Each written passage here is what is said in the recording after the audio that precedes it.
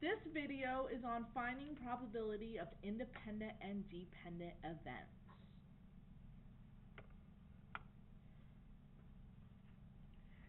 So yesterday in our lesson, we found the answer to a problem like this. Find the probability of making a free throw shot in a basketball game. So when you find probability, the denominator of our ratio is always the total outcomes. So if we go take a free throw shot in a basketball game, it could either go in and we can make it, or we can miss it. So there are two total possibilities. And then in the numerator is how many are favorable. So if we want to make the free throw, there's only one option. It could go in or it could go out, so one in our favor. So the probability is 1/2 of making a free throw, a 50% chance. It could either go in or go out. Now the problems on what we are doing in today's lesson look like this. Find the probability of making the free throw, which is what we did here, and then making another. So we want to make 2 free throws in a row. Now if we think about this, if the probability of making a free throw is 1/2, making 2 back to back should be harder, should be less likely. And remember, we learned the closer the probability is to 0, it means it's less likely to occur. So we need to figure out, are we going to add, divide, subtract, or multiply? So the probability of making a free throw is 1/2. The probability of making another is still 1/2. But let's see what happens if we add the two probabilities together. So if we add them together, we have 1/2 plus another 1/2, that's a whole. If we put that the answer to this was 1, that means 1. That means 100% of the time it will always happen. And we all know, especially if you watch basketball, that when someone goes and takes a free throw shot, it doesn't always go in. So it does not make sense that no matter what, someone takes a basketball shot and is always going to make both of them. So this makes no sense. Let's see what happens if we subtract them. 1/2, take away 1/2 is 0. That means it will never happen. So subtracting the two doesn't make sense because we all know that there are people who can make free throws. So it does not make sense. At some point, someone will make both of them. Okay, let's check out what happens if we divide. When we divide with fractions, remember we don't really divide, we multiply by the reciprocal. 1 times 2 is 2, 2 times 1 is 2, which equals 1. Or you can cross reduce, you still get 1. So this is saying, again, just like this, that it will always happen, guaranteed that anyone making a free throw will make 2 in a row. That is not true. It will not always happen. So this makes no sense to divide. So we only have one option left. Let's see if multiplying will work. So if we multiply, 1 times 1 is 1, 2 times 2 is 4. We get 1/4. This makes sense. This is less, 1/4 is less than 1/2 because this is harder than this. It's harder to make 2 free throws than it is to make 1. That's why it's a higher chance of making 1 and it's a lower probability of making 2. So that is what we're going to do in today's lesson. We are going to multiply. So I'm going to go ahead and work out a couple from your homework.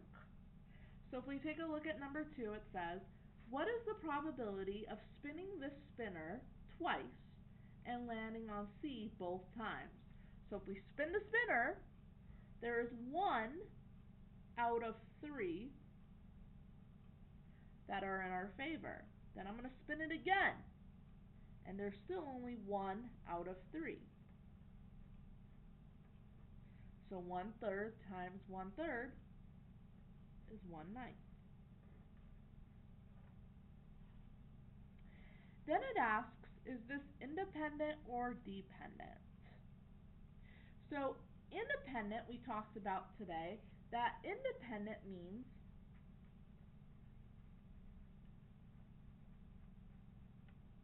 it does not affect the probability of the second. What happens the first time does not affect the second time. So if I spin the spinner, what it lands on the first time does not control what's going to happen the second time. And that is the case in this problem. The first spin does not affect what happens the second time. So the answer to number 3 is it's independent.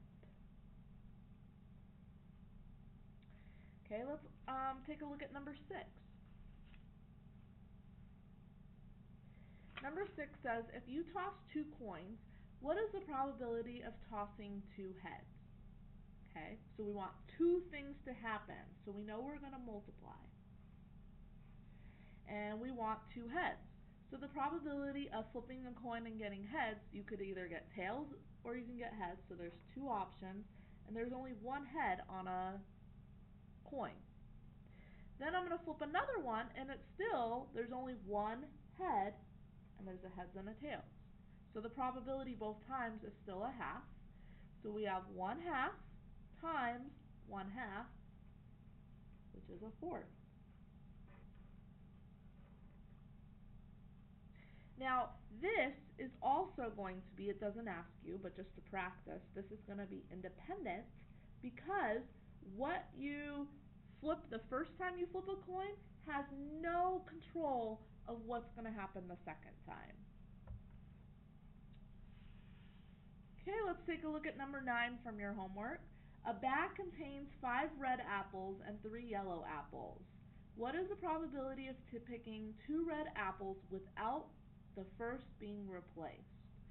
So we're going to pick out 2 apples.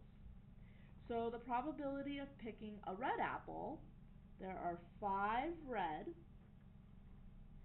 out of a total of 8 apples. So the probability of picking red is 5/8. Well, once we pick the apple out, it is not going to be put back. It's not going to be replaced. So we're going to pick out the apple, and then we're going to leave it out. We're not going to put it back with the other apples. So if the apple is not being replaced, we're not going to put it back. So if we have 5 apples, 1, 2, 3, 4, 5, and then we have 3 that are yellow. So let's say these ones are our yellow apples.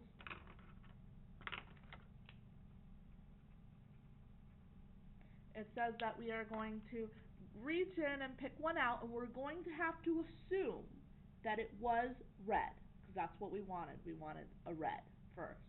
So I said pick out a red one, and then we don't put it back. It's not being replaced, and this one's going to be gone. It's not going to be there anymore. It's gone. So if that one's gone, the probability now of picking another red is now 1, 2, 3, 4 out of 7. And then we can reduce diagonally, simplify diagonally, so divide by 4, that's now a 1, and that's a 2. So we get 5 times 1 is 5, and 2 times 7 is 14.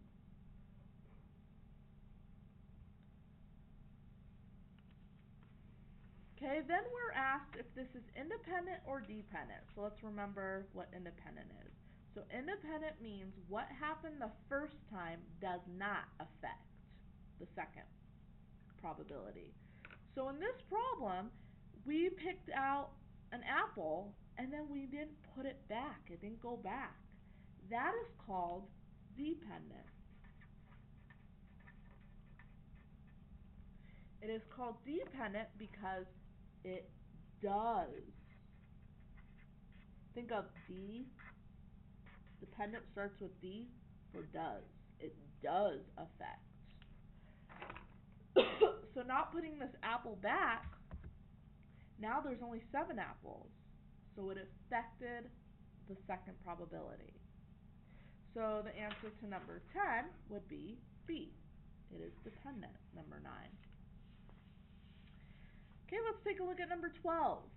A cooler is filled with 12 colas and 9 diet colas. If Victor randomly chooses 2 without replacing the first, what is the probability that he will choose a cola and then a diet cola? So we want 2, we're going to pick out 2 sodas. So it says, what's the probability that he first picks out cola? So we first want cola. So there are 12 out of 21, because 12 plus 9 is 21. There's 12 out of 21 that are cola. And then it says he is not going to put that one back. Maybe he's going to give it to someone, so he's not going to put it back. And then he's going to pick out a diet cola. So if one of the colas is not put back, so if one of these is not going to be put back, now there are only 20 sodas, because this one is not, whatever is picked the first time is not going to be put back. So we have to assume the first one was cola. So if the first one was cola, then how many diet colas are left? So if one of these is gone, there is still 9 diet colas. So first thing I'm going to go ahead and do is I'm going to simplify 12 over 21. I'm going to divide them both by 3 to get 4/7. And then I can't simplify 9 over 20. And then after that, I'm going to go ahead and take 4/7. And I'm going to simplify the 4 and the 20. I'm going to cross simplify because they both have 4 that goes into it. And then 1 times 9 is 9. And 7 times 5 is 35. And this would, it does ask, on number 13, it asks whether it's independent or dependent. So number 13, this is an example of it does change. The probability changed. There was 21 and now there's 20 sodas. So it is dependent. Okay, let's go ahead and take a look at number 14. Number 14 says, find the probability that your aunt's first 3 children will be all girls. Okay, so we want 3 things to happen. So what is the probability that somebody has a girl? Now, if you don't know anything about their family and what they have more of or what runs in the family or anything like that, the probability of some random person you don't know anything about having a girl, you could either have a girl or you could have a boy. So there's 2 options. So the probability of having a girl, there's only 1 out of 2. Then your aunt has another kid. It's still 1 out of 2. Then your aunt's going to have a third kid, and the probability is still a half. It could be a girl or a boy each time. So since we want 3 girls, we're going to multiply all of those probabilities together. 1 times 1 times 1 is 1. 2 times 2 times 2 is 8. So we get 8.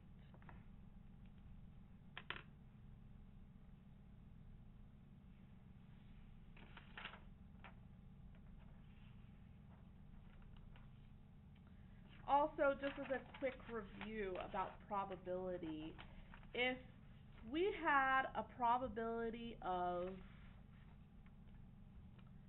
5/8, let's say the probability of 5/8 represented the probability of, say we had a spinner,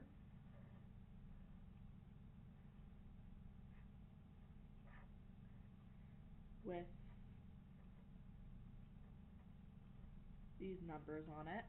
And I asked, what is the probability of spinning a number that is 5 or less? So 5 or less.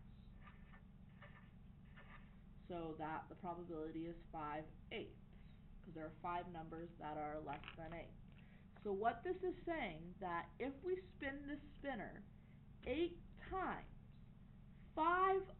there are 5 that should be numbers that are less than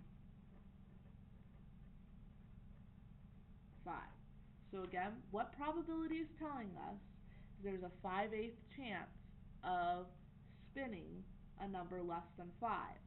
Another way to think of that is if we did this 8 times, we spin this 8 times, we expect 5 of them to be numbers that are less than 5.